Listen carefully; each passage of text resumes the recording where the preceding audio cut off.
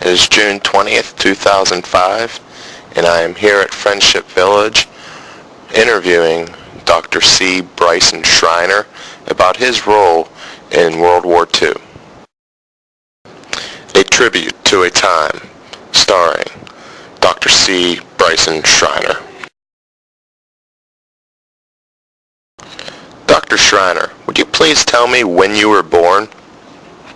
I was born May 21st, 1913. Could you tell me a little bit about your service in the military during World War II?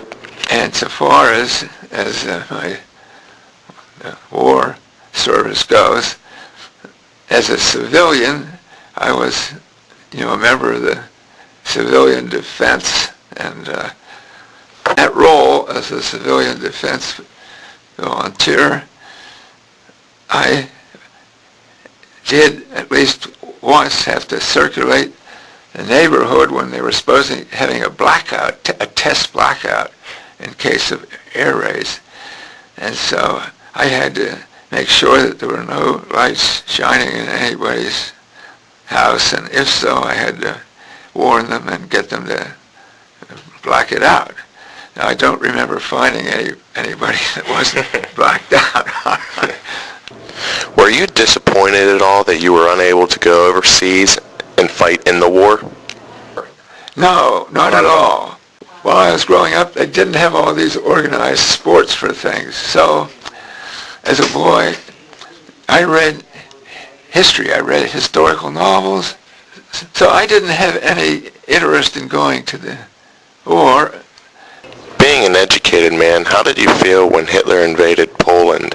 When the news came that Hitler had marched into Poland, 1939 it is, and I was certainly disappointed, to say, that here I had spent at least 3 years in law school learning how to do things decently and in order, and now Hitler's upset everything with this new war. Right?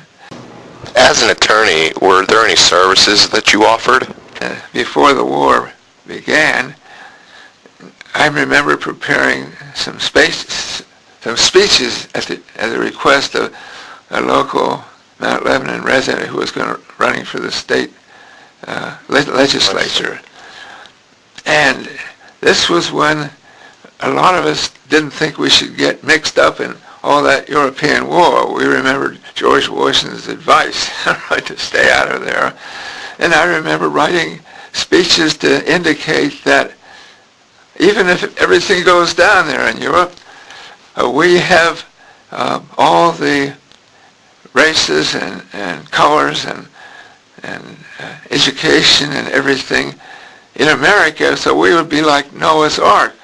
We could start everything over again just from Mount Lebanon without the aid of Europe. That's right. But when the Japs bombed Pearl Harbor, the whole picture changed very rapidly.